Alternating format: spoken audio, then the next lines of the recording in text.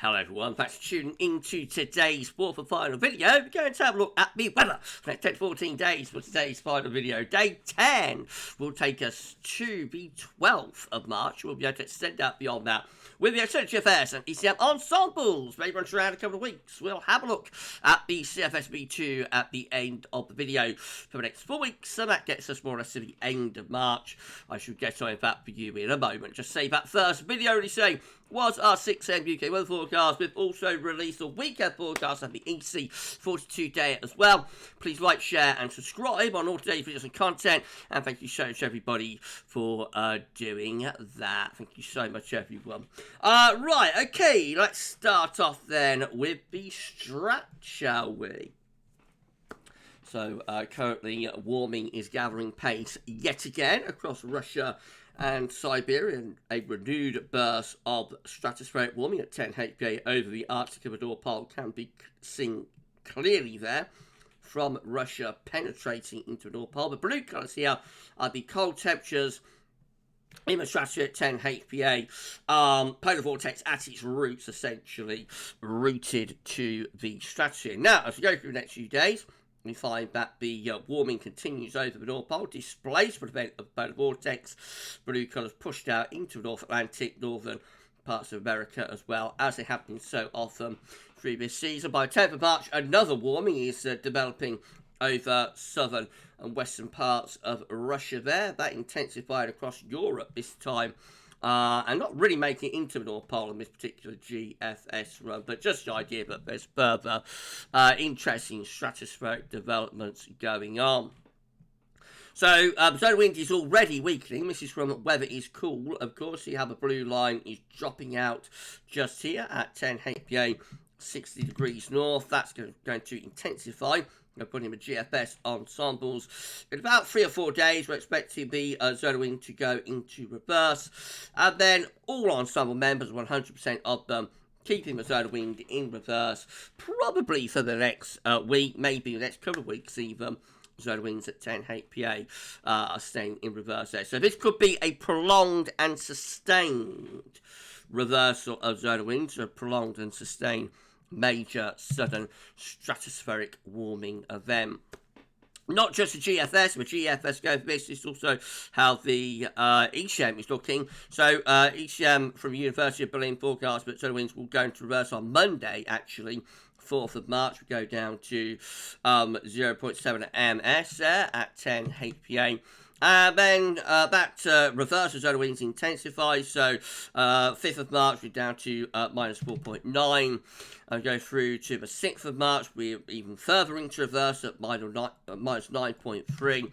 This is, you know, a significant sustained reversal of solar winds that we're seeing here. 7th of March, we're down to minus 11.3 ms. 8th of March, we're at minus 12. So many days here of solar wind reversal. Even at day 10, the solar wind is still predicted to be in reverse. This will be 11th of March at minus 4.7. And it looks like we might be seeing the first signs of the reversal of solar winds taking place at 30 HPA, lower down into the troposphere as well. 216 hours. It's the first day that's predicted to happen, which is the 10th of March, going down to minus 0.8. And then the next day, the 11th of March, is at minus 0.5. So a slight reversal of solar wind beginning to show up at 30 HPA as well, telling us that this reversal of solar winds looks like it's going to propagate down from 10 HPA to 30 HPA, and of course that's closer to the troposphere. So a tropospheric response to this major sudden stratospheric warming event and its reversal of solar wind could be expected in the next 2 to 3 weeks. This is how the extended ECM is looking from ECM.int. So this is for the next 6 weeks. Extended range forecast means solar wind at 10 HPA. Again, much this with the other ECM and GFS data reversal of solar winds expected to happen through the early part of next week. Significant reversal of solar winds. See how all those ensemble blue members are dipping down into a very negative level between around minus 10 and minus 15 now. And sustained as well, the ECM extended, keeping solar winds into reverse more or less for the rest of March, actually. And interestingly, and very unusually, it's not until we get into April that we find the zone of wind recovering back to something weakly positive, but still underneath the long-term average, which of course is this thick red line just here. So after so much messing around, you know, through this winter, repeated minor warmings, one very slight reversal of zone of wind that occurred in early January, only lasted for 24, 48 hours, and loads of displacement events at polar vortex. This is it. This is the one that is going to be the major sudden stratospheric warming event of this season, and will reverse the zone of wind not just for a few days but for several days, sustained at 10 HPA in the stratosphere. And we will wait then, once that has happened, to see what, if any, tropospheric response we get. We'll keep you posted. Central temperature is in for the first day of March, and we've come out below average for the first day of March. I haven't seen that much over the past few weeks and months. So CET for the first day is at 4.2, which is 1.4 degrees below the 61 to 1990 average. You see how warm February was at 7.84 degrees above average, so significantly cooler for the first day of March compared to what we have for the February CT. Of course, it's only 1 day's worth of data, but we're probably going to keep back to anomaly below average for quite a few days, I think, because it is a chilly weekend that we've got coming up, and there are going to be some frosty nights into the early part of next week as well. So, winter not quite done, even despite that very, very mild February. These were GFS upper air temperature and precipitation ensembles for the next couple of weeks. Nottingham today, the red line is the 30-year upper air temperature average for Nottingham. We're staying at or below, slightly below average for the next few days. And into next week, close to normal with both temperatures. Just a very gradual recovery there through the middle part of March, close to average. But there is a lot of scatter within that, it must be said. So we've got the mild ensemble members up here, but we have still got several cold ensemble members down there. So there's a lot of uncertainty, I think, when we get anywhere from about the 10th or the 11th of March on just how much cold air we start to bring in from the east. Precipitation-wise, doesn't look quite as unsettled for the next week. There is still some showery bursts to come, but I think that's a slightly drier week than we've had for a while. Possibly, though, the trend is back again to more unsettled conditions around the middle part of March. We'll have to see about that. Temperature anomalies from the 2nd to 10th of March coming out around to slightly below average. And precipitation anomalies from the 2nd to the 10th of March. Driving average in the north and the east, nearer normal further west and south. The latest Windflow Map from earthnullschool.net showed that we've got a trough of low pressure sitting over the top of the country today. So that keeps the weather rather unsettled. And we have pulled into that trough some colder air from the north as well. Hence, it's not only been rain showers that we've had across the country today, there has actually been some snow falling in some places. Well done and congratulations to those of you that got snow overnight or this morning. If you wanted it, of course, not everybody wants it in March, but if you did and you got it, then well done. Done here at the Towers, obviously. Right, UK Met then. Let's go through the chart data. UK Met Euro run. So this is for big night on Tuesday. Low pressure coming in off the Atlantic. Scandinavian High away to our northeast. Looks unsettled in the early part of next week. But Scandinavian High increasingly influential as we go through next week, sending this low pressure southwards. So the upper air temperatures for the end of next week with the UK Met looking pretty mild across most parts of the country, quite pleasant. But by the time we get through to next Saturday, as far as we get to with the UK Met, the wind is pulling into a proper easterly, and those upper air temperatures are falling away. We have got quite a bit of cold air sitting away to the northeast. We are starting to filter some of that in there by next weekend. So yes, the latter part, we talk about this in weekend forecast, of course. The latter part of next week might be relatively mild, but watch out, next weekend perhaps turning colder from the east. Not a beach from the east, but it might turn a little bit colder from the east next weekend. Icon, again, looking pretty unsettled for the early part of next week, but then high pressure breaking us out of that to our east, taking over, turning things drier through the course of the week. Winds sort of shifting more toward the southeast with icon rather than a direct easterly. You see the difference in terms of the upper air temperatures. Nowhere near as much cold air filtering in from the east. Actually, by next weekend, next Saturday, it's still relatively mild with the upper air temperatures in the south, a little bit colder up in the north. So, will we keep wind from the south-southeast, or will we turn the wind into a direct easterly? It'll be interesting to see what happens. This is how the KMA is looking, again, for the early part of next week. Quite unsettled, relatively mildish late next week as well, with winds from south-east. Then we start pulling in the wind from more of an easterly. Well, it's staying southeasterly, but it's a colder southeasterly, if you see what I mean. So the origins of the air always important. So let's compare the KMA. Let's talk about this for a little bit. Let's compare the KMA to icon. So that's icon, and you see that the origins of the air with that southeasterly is from down here somewhere. It's going to be from like the Mediterranean, so it could be from something like Sardinia or Italy, and it's coming up a little bit like that. Hence, the upper air temperatures remain relatively mild, or certainly not cold with that southeasterly. But with the KMA, the origins of the air actually more from here. Actually, going to be more from like I don't know, Poland, Ukraine, Belarus, that sort of area, coming in on those southeast, which is a colder area of the continent for those, for that air to be originating from. So southeasterlies are interesting because they could be either relatively mild or they can actually be very cold depending on the source of the air. And that is quite a cold southeast, I think, that the KMA is bringing in there by the time we get into next weekend. Low pressure coming up against that as well, so possibly something a bit wintry could happen with that. The main thing though is that the Scandinavian High is blocking off the Atlantic, so it's feeling pretty cold and icy, I think, in those southeast to east winds until we get to the middle of March, when low pressure starts to override the Scandinavian High, and that returns us back to unsettled but also milder weather from off the Atlantic. Let's have a GFS midnight run. It's looking, again, we've got that high pressure up to our northeast, Scandinavian High for the latter part of the week. Winds again coming up from the southeast. This time you'll notice southeasterly is similar to icon, originating from like the Med, so it won't be a particularly cold southeasterly, but we have there.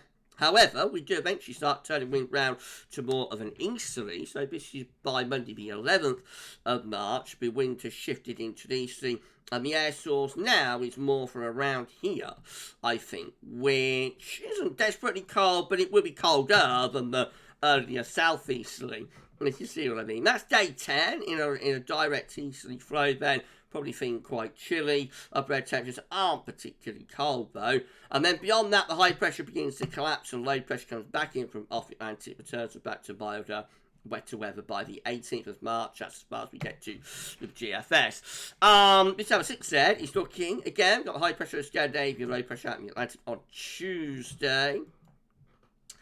Into the second half of next week, we have like a southeasterly type flow setting up. This time the southeast is a little bit more east of south. So this time southeast is from around here, which won't be particularly cold, but we'll have more of a chill to it. The 6 southeasterly compared to midnight run southeasterly. That's how it looks as we get to next weekend. So low pressure going down towards Biscay then, high pressure still keeping itself going over Scandinavia. Eventually we start bringing in like a proper easterly flow as well. I think that does have some pockets of colder air within it, although not particularly for the south, but further north it is a little bit colder.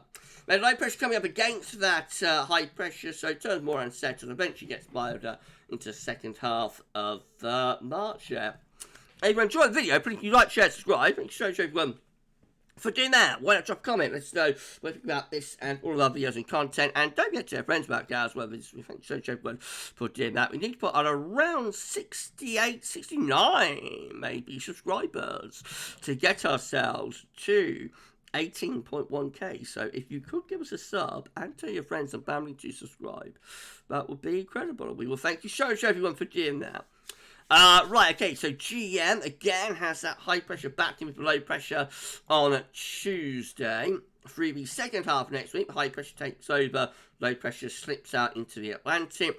Winds coming up from a relatively mild southeasterly flow at the end of next week. Into next weekend, the winds start to turn around more of an east to more of an easterly. And the air is coming in from a colder source with that. So we do, particularly for the northern half of the country, have some quite cold air coming in from the east. By day 10, we actually look pretty cold there. Trough of low pressure is sinking down into your along projection. Winds coming in, not just from east, but perhaps more from a northeasterly direction. So the upper air temperatures are turning quite cold there with the GM by day 10. And then the ECM looks like that. So again, we've got high pressure, low pressure battling with one another through the early part of next week, unsettled early next week, then turning drier as high pressure takes over to our northeast. Winds coming in from like a southeasterly direction into next weekend, still with this low pressure, probably bringing rain to southern western parts of the country. But low pressure eventually sinking southward towards Biscay by day 10, and winds pulling in from more of an east or a northeasterly direction, and the upper air temperature becoming colder. I think out of all of the models, the ECM by day 10 have the greatest cold potential. It's not particularly cold in the south, it's cold in the north, but look at the cold pool that's sitting over Scandinavia. If that wind, was to continue to come in from the northeast and this low and go just a little bit further southwards, then I think we are tapping into some properly cold air there, actually, and we'll probably start bringing not just wintry showers, but snow showers in from the east. Out of all of the model output today, the ECM, I think, has the greatest cold potential, the greatest potential to turn cold, potentially really quite cold by the middle of March. This is your precipitation forecast based on that ECM run from TomatoShow.com. Wintry showers today, they're shifting northwards, turning drier down in the south, and then quite a bit of dry weather through the second half weekend, beginning of next week. Some shower rain coming into the west, Monday into Tuesday. But trend through next week is to turn drier with winds pulling into that southeasterly direction. Still some showery bursts around though, so even with all this high pressure to our east, we're struggling to turn properly dry actually. And that's how we look at day 10. Wet in the south, drier in the north, and are we poised to bring in that cold air from the northeast? These are the options on the table within the ECM Ensembles today for day 10 by the Icelandic Met Office. This gets us to the 12th of March. 26 members of the ECM Ensembles with high pressure towards Greenland, Iceland, low pressure into the south, and winds coming in from an easterly direction. We've got 20 again with high pressure blocking to the north, low pressure to the south, and that might be bringing a little bit more of a southeasterly type blow. And then we've got 5 under houses of high pressure, so obviously that's the driest option. That's the option I'll be hoping for to start drying out my garden a little bit. And then in 2 weeks' time, these are the options that we got. Gets us settled. My line went wonky. Gets us to the 17th of March, St. Patrick's Day. 21 members of the ECM Ensembles with high pressure to our north and northwest, low pressure to our south and southwest, probably still bringing a wind from the east with that. We've got 18 with high pressure to the south, so winds will come up from like a southwesterly direction. And then we've got 12 with high pressure towards Greenland, low pressure across the northwest of Europe. That's the most unsettled option and could be bringing in a wind from more of a northeasterly direction. It looks like we have a bit of a delayed spring here, I have to say. There's no sign of any sustained sort of dry and warm weather coming up, I don't think, in the next couple of weeks, really. CFS V2, finally, these are 500 millibar high designs break down to week periods. The first week period takes from the 2nd to the 8th of March. So the next week has high pressure to our east and northeast, low pressures to our west and southwest. Winds are coming in from that southeasterly direction, and we know that that's coming in probably from a relatively mild source, at least initially. Week 2 will be the 9th to 15th of March. High pressure blocking to the north, low pressure to the south. Winds may be a little bit more easterly with that, but still with a southerly type component, probably. Week 3 looks like it could be colder. This is the 16th to 22nd of March. And now the high pressure's gone over to Greenland with a trough of low in over Scandinavia. That should start to bring the wind in from a colder north or northeasterly direction. And then week 4 is the 23rd to 29th of March. Still that trough over Scandinavia. And the blocking area of high pressure towards Greenland. So they're trying to keep things cold with winds in from the north. However, the heights are rising down towards Spain as well, which will be trying to bring spring up from the south. So basically, by week 4, we've got winter battling with spring here. Winter is just there, and then spring is just there. Which of those two will gain the ascendancy? That will be interesting to ponder. But it's 4 weeks away. No, it's not worth worrying about. Okay, we're done. If you enjoyed the video, please like, share, and subscribe. Thank you so much for doing that. Why not drop a comment? Let us know what you think about this and all of our business content. And don't forget to tell friends about GavsWeatherVids. Thank you so much for doing that. And I say we put around 68, maybe 69 subscribers to get ourselves to 18.1k. So if you could give us a sub and tell your friends and family to subscribe, that'd be incredible. We thank you so much, everyone, for doing that. Right, I just started happening on the channel tomorrow. We're going to have a 6 PM UK web forecast. Got our first summer update coming up. So yes, summer updates commence tomorrow. How exciting. GavsWeatherVids Sunday Roundup is back. That's going to be your eclectic mix of this and that, looking at things like sea surface temperature, activity, etc, etc, etc. And then we will be live at 6 PM with your 10 to 14 day. So I'll be looking forward to seeing, and some long range, of course, it's Sunday live stream. So I'll be looking forward to seeing you live tomorrow at 6. You enjoy the rest of your Saturday. I've got quite a bit of work to do with the study roundup and also the summer update. No, I'm going to be busy into the evening. But you enjoy the rest of your Saturday. And I shall see you tomorrow for this one. That's all for now.